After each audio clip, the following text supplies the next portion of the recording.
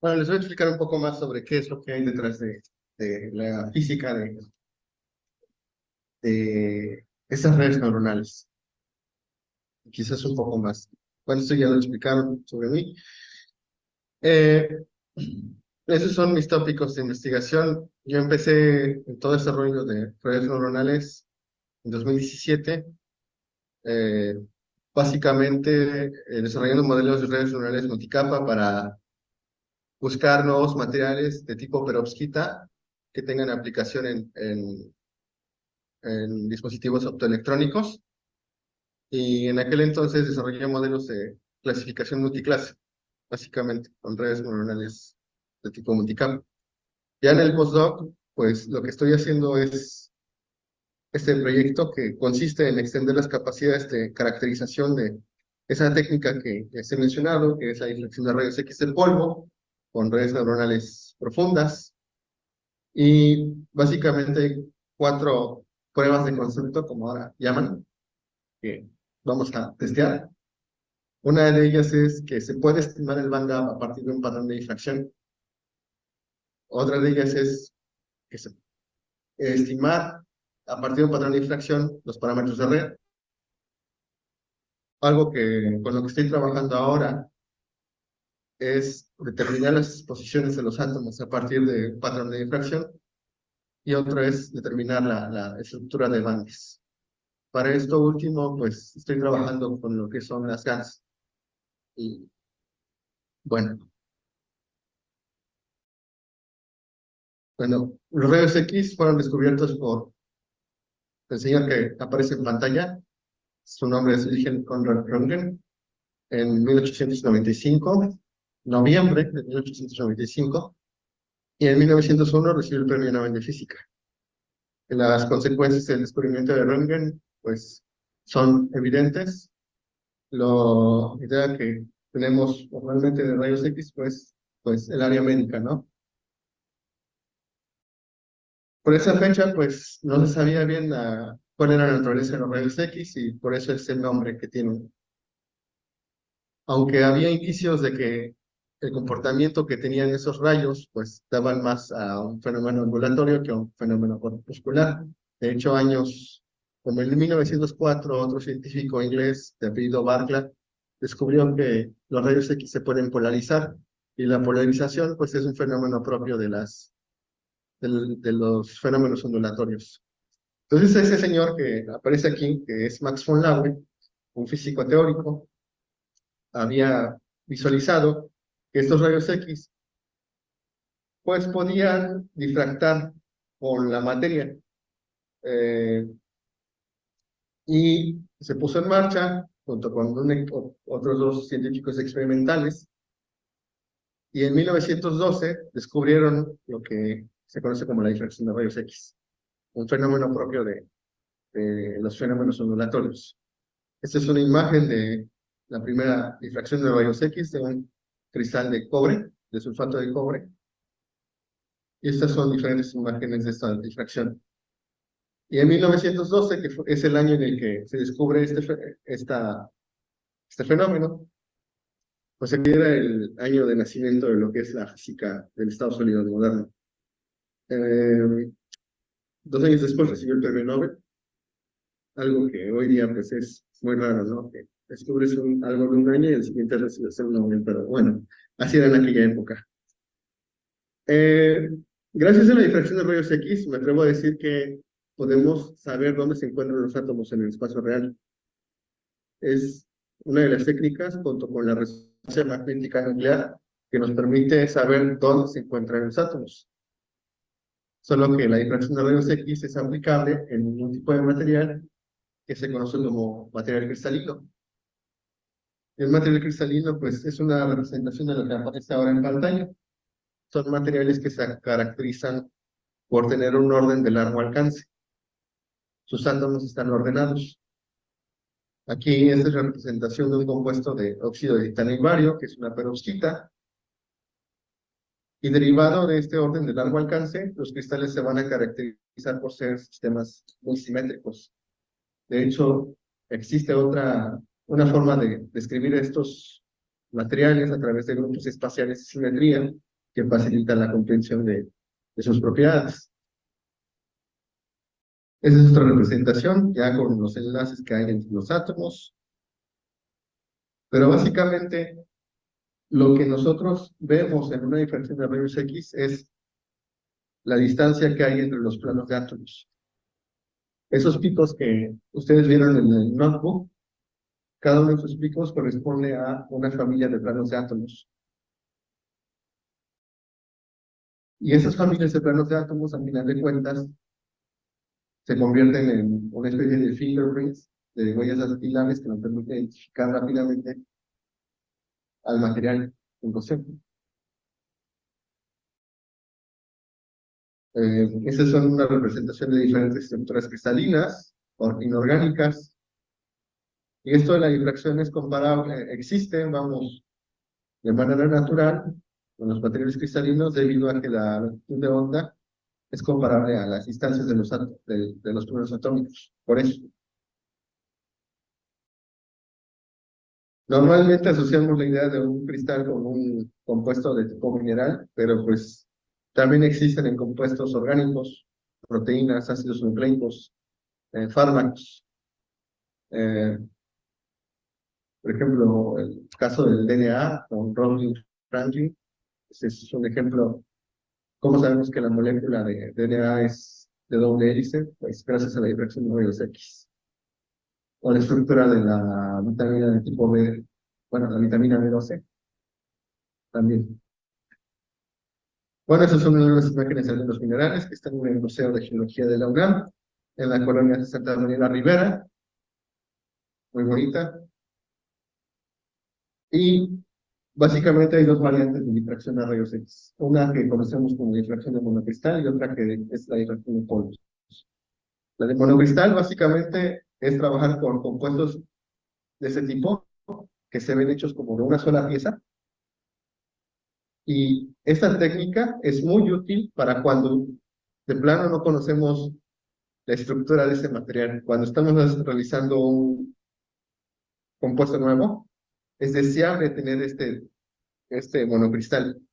Muchas veces se puede obtener, muchas veces no se puede obtener, y así se han gastado becas de doctorado y de maestría, tratando de obtener monocristales.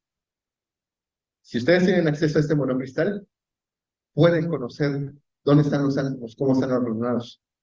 Y lo que se observa es esto, el patrón de difracción, donde cada punto corresponde a una familia de planos atómicos, como les había comentado. A final de cuentas, esto es lo que observamos. Lo que observamos es esto, no es los átomos. La otra variante con la que estamos trabajando en el notebook es la difracción de polvos, que no es para nada despreciable, porque desde que se conoce la difracción de rayos X, pues la gente ha venido pues registrando, guardando toda esa información de los patrones de difracción, ha determinado las posiciones de los átomos, y hay una correspondencia entre esa señal y las posiciones, y se crean bancos de datos que muchas veces son de libre acceso y otras pues hay que pagar. Pero si tú tienes acceso a esa información de dónde están los átomos, pues puedes simular el patrón de difracción. Ahora, la simulación de estos patrones de difracción, yo puedo decir de que es de las pocas aproximaciones donde una simulación te permite tener un acercamiento al experimental bastante confiable. Tú puedes simular tamaños de cristal como un banco de datos, bueno, la colección que les pasé, puedes simular otras condiciones como orientación preferencial, existencia de estrés en el material, todo eso se puede simular. Y es computacionalmente barato, más barato que tener gente que esté midiendo 100,000 patrones de difracción, ¿no? Por ejemplo. Entonces aquí tenemos un aparato con el que se medía difracción de polvos hace tiempo. Aquí en el centro hay un capilar, se monta la muestra, entra el haz de rayos X y sale por acá. Y aquí se montaba también una cinta de plomo, y esa cinta de plomo registraba esto, unos anillos concéntricos. A diferencia de la difracción de monocristal, Aquí lo que se registran son esos anillos concéntricos. ¿Por qué? Porque en un polvo, pues tenemos muchos monocristales de tamaños micrométricos, incluso nanométricos, desorientados, que son responsables de esa señal. Eso no me tocó a mí verlo, a mí me tocó ya llegar a esta etapa, en la que se simula de manera electrónica. Esto que se observa, pues, son estos picos.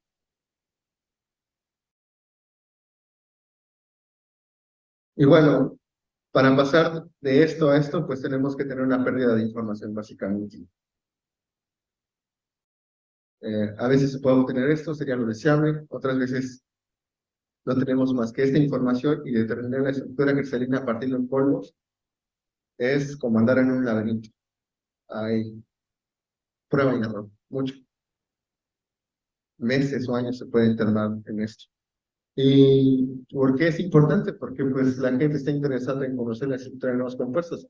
Tan solo la industria farmacéutica le resulta atractivo conocer cuál es la estructura de sus fármacos, porque se producen patentes y, bueno, es lo que les comentaba de las reflexiones que se traslapan. Este es un MOF, una estructura del MOF, y estos son patrones de difracción simulados con diferentes fuentes de rayos X. Una es de cromo, otra es de cobre y otra es de molibdeno. Y según la fuente, los picos se van desplazando más hacia ángulos bajos. ¿Por qué? Porque la longitud de onda, dependiendo de la fuente, cambia. Y eso ocurre, eso pasa con el desplazamiento. A final de cuentas, yo lo que les proporcioné en este notebook son patrones de difracción simulados con fuente de cobre, que es la más usual en un laboratorio convencional. Para compuestos orgánicos o de tipo MOF, lo deseable sería tener una fuente de molibdeno. Muchos laboratorios no pueden. Ahora hay otra cuestión, los patrones de difracción que les proporcioné están modelados a condiciones de laboratorio, no de sincrotrón.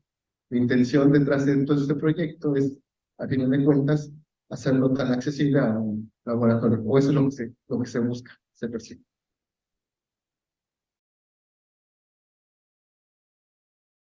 Y bueno, esto es el espacio recíproco que les comenté anteriormente.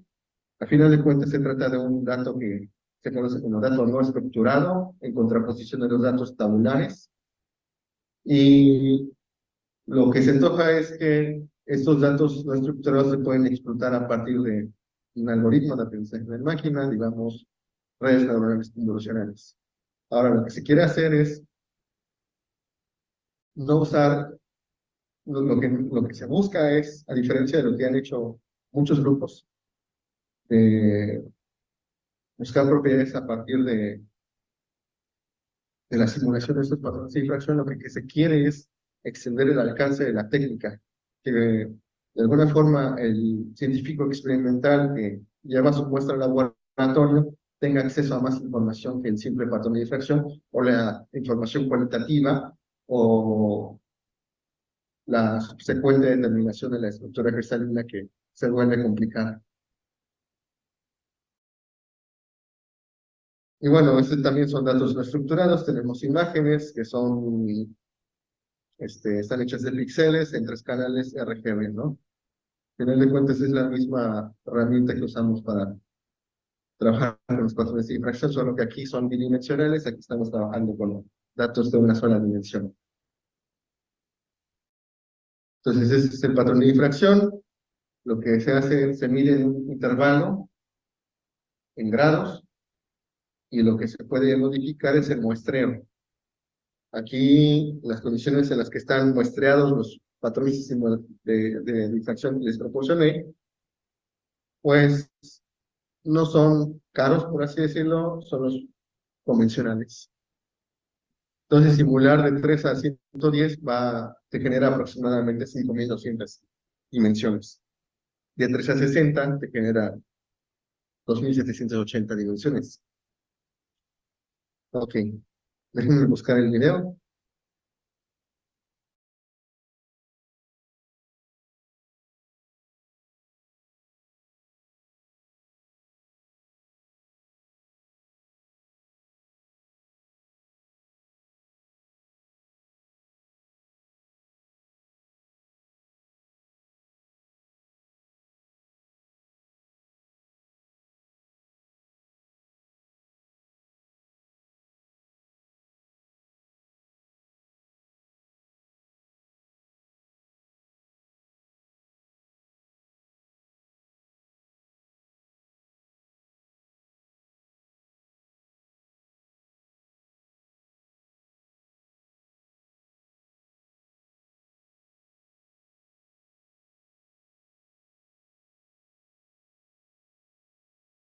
Bueno, eso es lo que pasa en una red convolucional, básicamente. Tengo mi difractograma, que es una imagen bidimensional. Cada componente es una intensidad. Y lo que nosotros diseñamos es una serie de filtros. Aquí tenemos un filtro de 3 dimensiones que barre toda la muestra y lo que hace es una combinación lineal. Estos parámetros, pues, son parámetros ficticios que se tienen que optimizar. Entonces, ese filtro barre toda la muestra y me genera otra imagen tridimensional. Yo puedo generar tantos filtros, que es lo que cambiamos en el archivo JSON, y apilamos esas imágenes y vamos aumentando la profundidad de esa imagen. Esta combinación lineal al final se activa con alguna función de activación.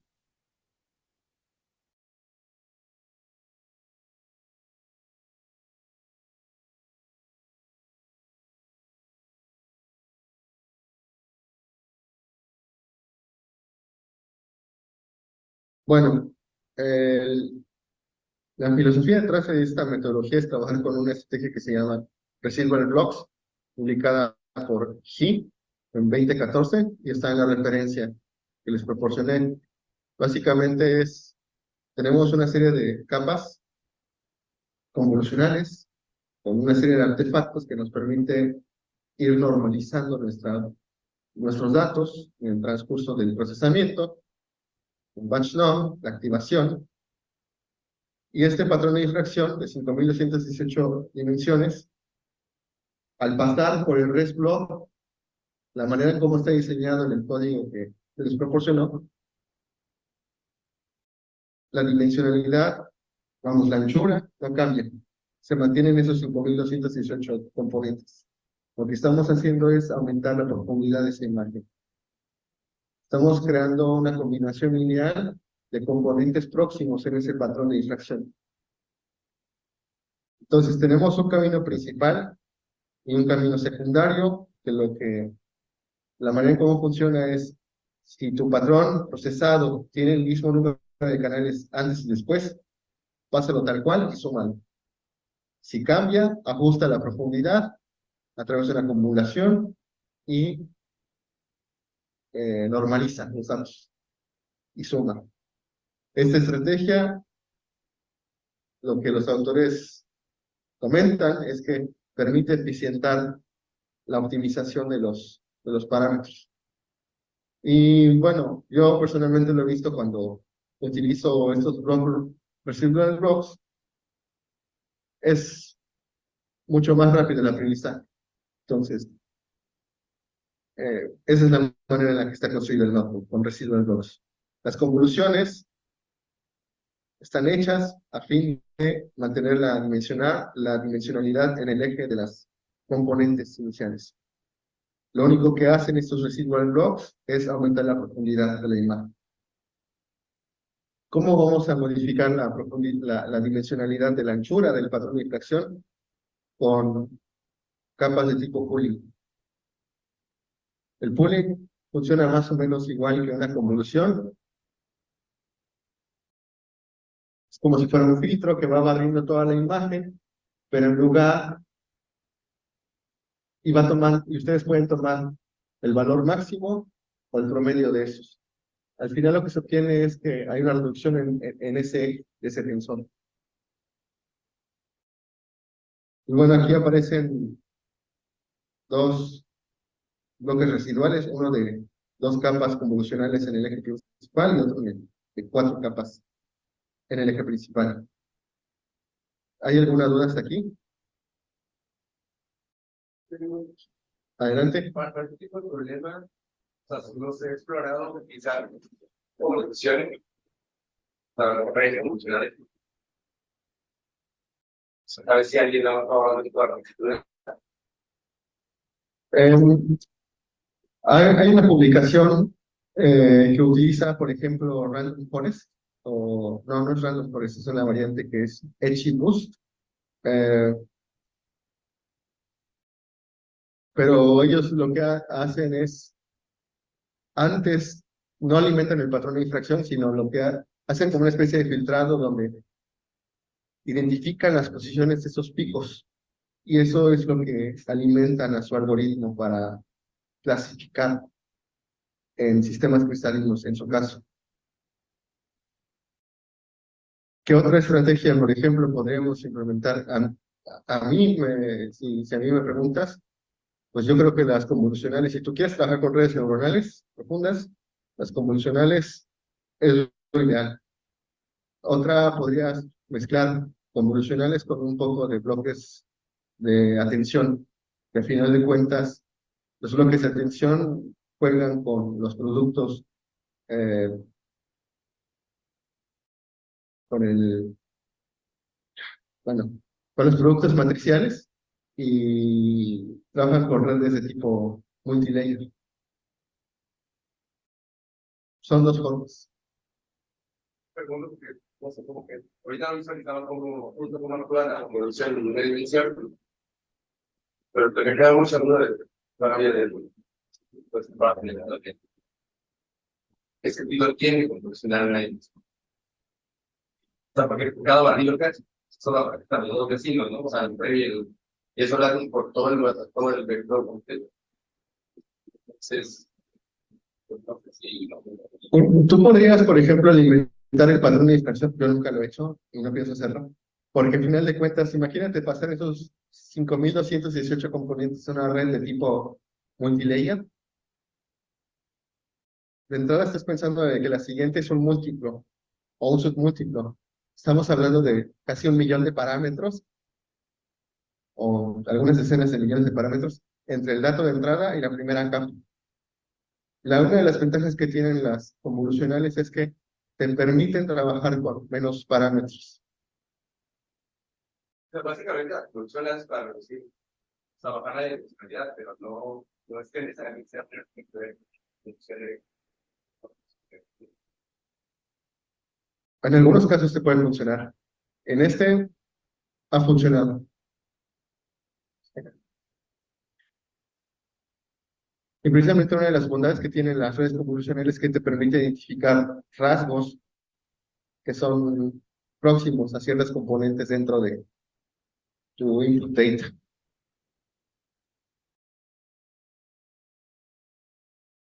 Bueno, esta es la idea. Parto del vector de entrada, perdón, del input data de 5218, que es mi patrón de difracción. Aquí aparece este 2, ignórenlo, es al final de cuentas 1. Esto fue de otra idea que no viene al caso. Entonces alimentamos este input data a un bloque residual que luego pasa por una reducción de la dimensionalidad, por un pooling, y se transforma en un patrón de 2609 componentes y 16 canales. Y este sirve otra vez para alimentar a este bloque residual con pooling. 2609 componentes.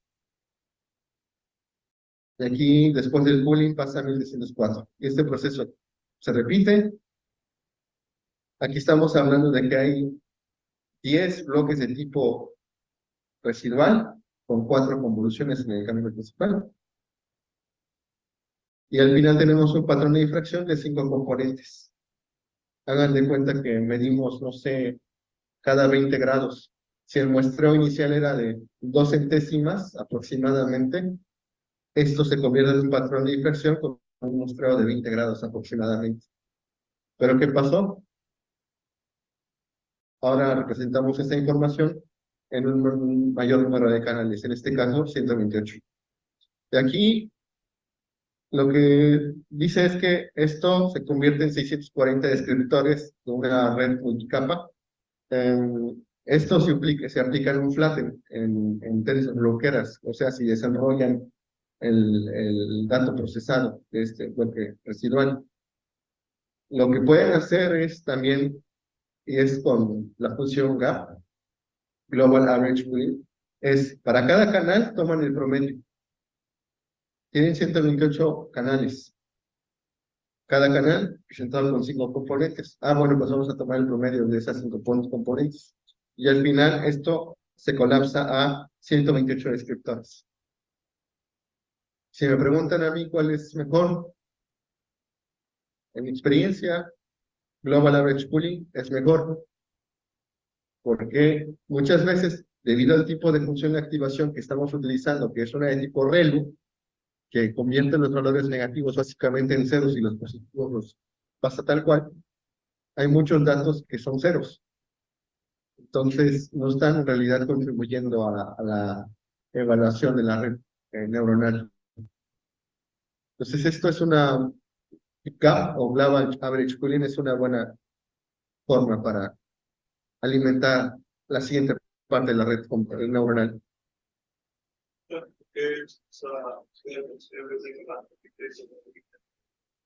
¿Vale?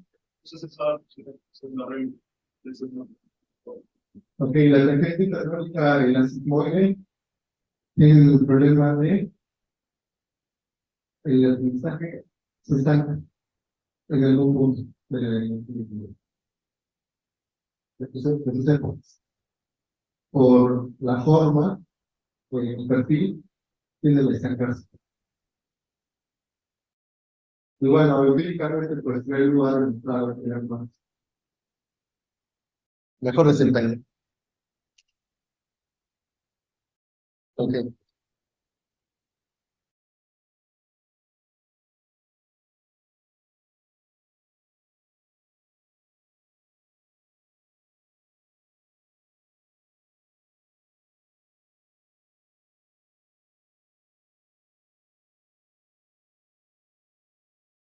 Bueno, este patrón de infracción es de este compuesto orgánico.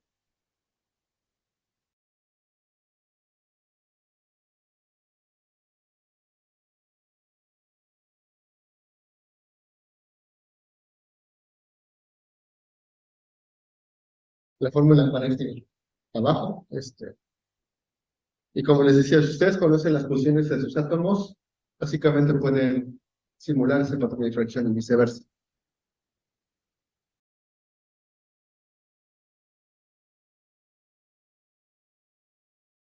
Entonces, este es el input data que alimentamos. Pasa por el residual block.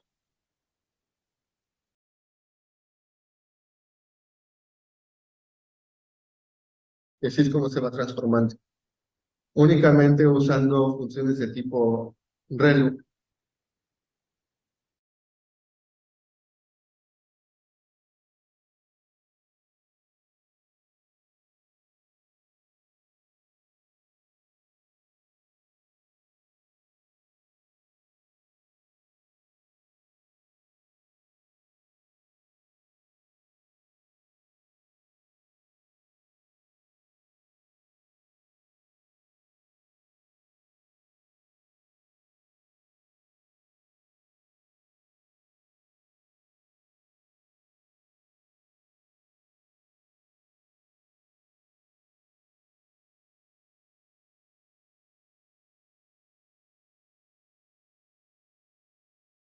Al final, cada canal está representado como un espacio vectorial de tantas componentes que vamos reduciendo con los pools.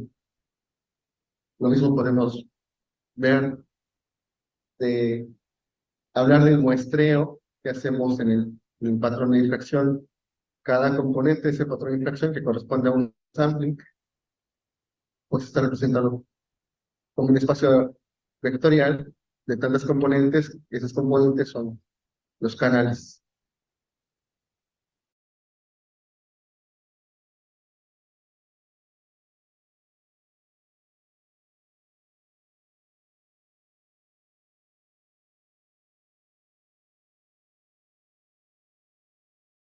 Bueno, básicamente la idea inicial era, vamos a alimentarle únicamente el patrón de infracción, usamos bloques residuales, y se lo damos a la red multicapa que haga lo que tenga que hacer.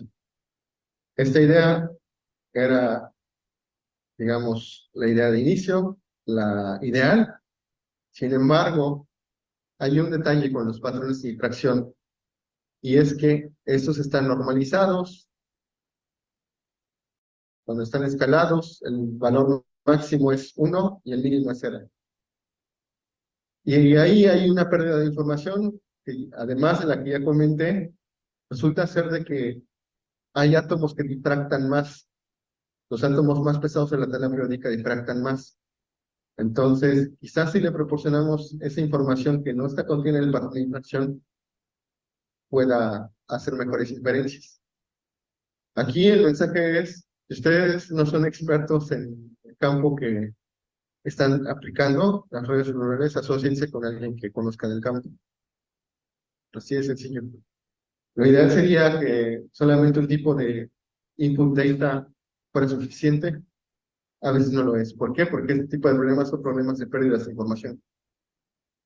Lo vemos, por ejemplo, con las GANs, que, bueno, son redes, ¿cómo le llaman? De tipo generativo. Entonces, esos son los bancos de datos que he trabajado. Esa publicación está en las referencias. En el caso de los MOFs, estas son las métricas que se obtienen en test. Estas son las mejores que se obtuvieron con esos datos de entrada que les proporcioné.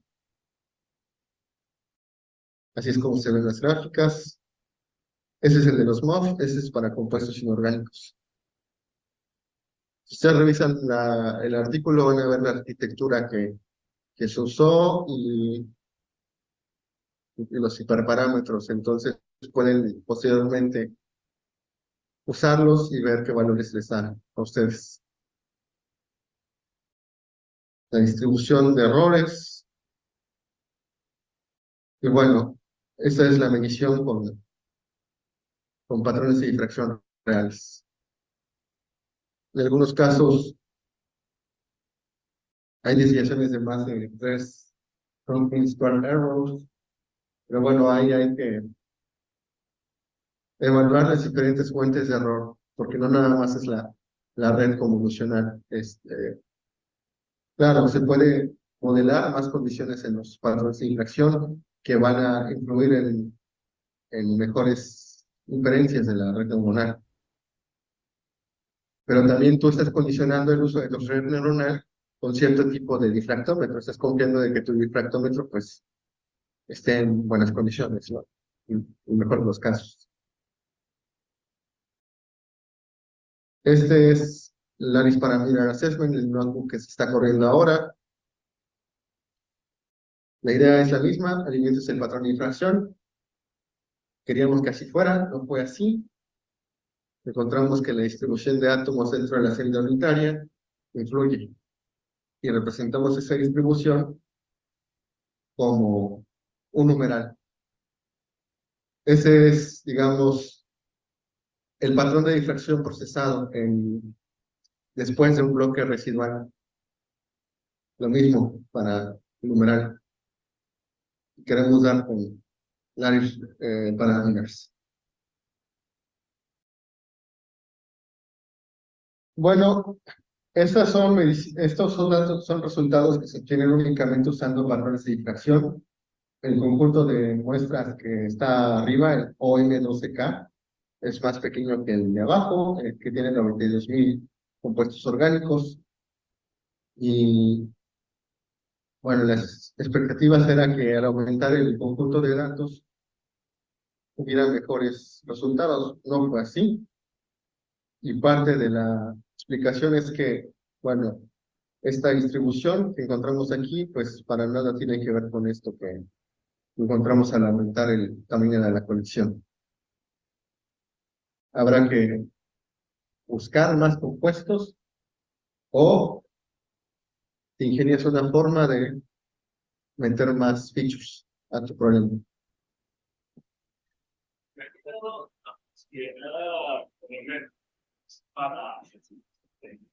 Horarios, una característica de espacios pequeños.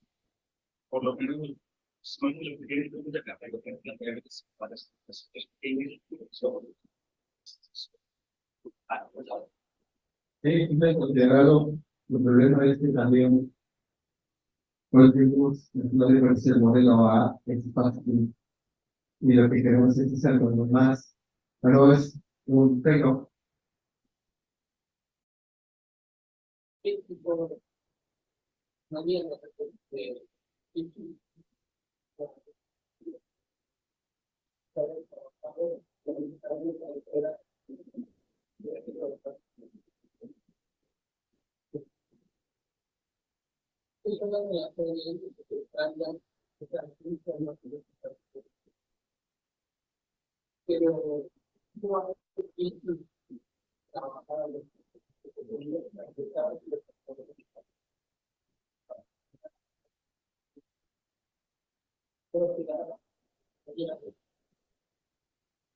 Claro, lo que es que ya ya lo único.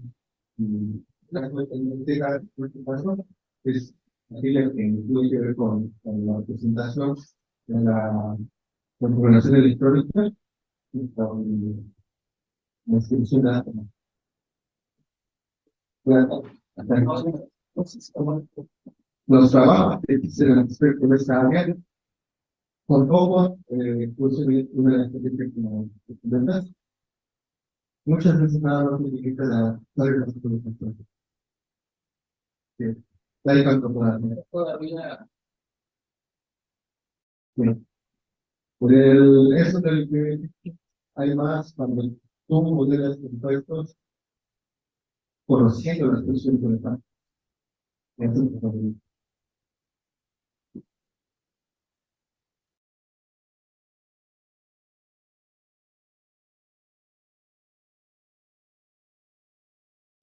Y este es resultados. En- Estos son únicamente con los patrones de infracción, que era lo que buscábamos, nada más para eso. Y al alimentar el vector, perdón, el input data que modela la distribución de átomos, esos son los resultados. Esta es la hipótesis nula, que consiste en predecir únicamente el valor promedio del parámetro de red de la colección. En este caso es para cuando solamente se trabajan los patrones de infracción, y este es cuando se combina patrones de infracción con información de los elementos.